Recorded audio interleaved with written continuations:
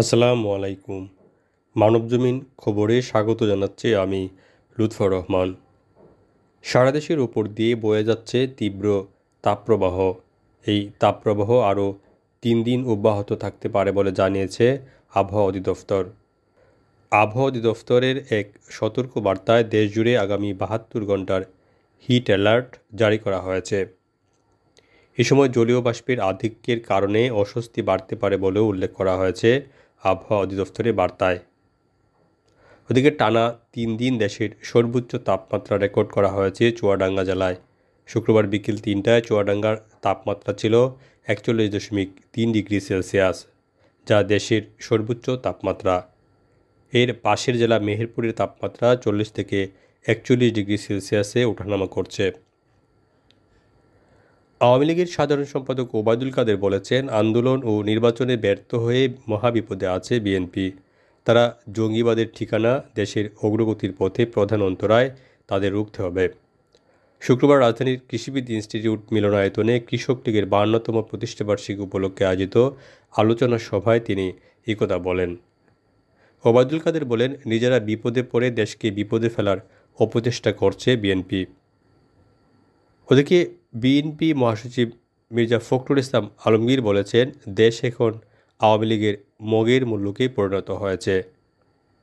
দিনাজপুরের একটি আদালত বিএনপি ও অঙ্গ সংগঠনের 10 জন নেতার জামিন নামঞ্জুর করে কারাগারে পাঠানোর ঘটনায় গভীর উদ্বেগ প্রকাশ করে এক বিবৃতিতে তিনি এই কথা বলেন। বিএনপি মহাসচিব বলেন, ডামি নির্বাচন করে সরকার ক্ষমতায় আসে, এখন তা ধরে রাখতে বিএনপি নেতাকর্মীদের উপর নানা ধরনের জুলুম নির্যাতন চালাচ্ছে। পররাষ্ট্রমন্ত্রী ডক্টর হাসান মাহমুদ জানিয়েছেন, বাংলাদেশে আশ্রয় নেওয়া মিয়ানমারের বর্ডার গার্ড, পুলিশ ও সেনাবাহিনীর 285 জন সদস্য মিয়ানমারের জাহাজে নৌপথে আগামী 22 এপ্রিল দেশে ফিরবে। গ্রিস থেকে দেশে ফিরে শুক্রবার ঢাকায় এক অনুষ্ঠানে সাংবাদিকদের প্রশ্নের জবাবে মন্ত্রী তথ্য জানান। পররাষ্ট্রমন্ত্রী বলেন, বাংলাদেশে আশ্রয় নেওয়া মিয়ানমারের বর্ডার গার্ড, পুলিশ ও সেনাবাহিনীর 285 জন সদস্যকে মিয়ানমারের জাহাজে নৌপথে ফেরত যাওয়ার ক্লিয়ারেন্স দেওয়া হয়েছে। আগামী 22 এপ্রিল জাহাজযোগে তাদের ফেরত নিতে মিয়ানমার সম্মত হয়েছে। দখলদার ইসরায়েলে গত রোববার 300-রও বেশি ড্রোন ও ক্ষেপণাস্ত্র দিয়ে হামলা চালায় ইরান। এই হামলার প্রতিশোধ নিতে শুক্রবার সকালে ইরানের ইস্পাহানে ড্রোন হামলা চালিয়েছে ইসরায়েল, যদিও তারা সরাসরি হামলার দায় স্বীকার করেনি। এই হামলার পর মধ্যপ্রাচ্যে নতুন করে উত্তেজনা দেখা দিয়েছে। ইরানের পাল্টা হামলার আশঙ্কায় সতর্ক অবস্থানে রয়েছে ইসরায়েল।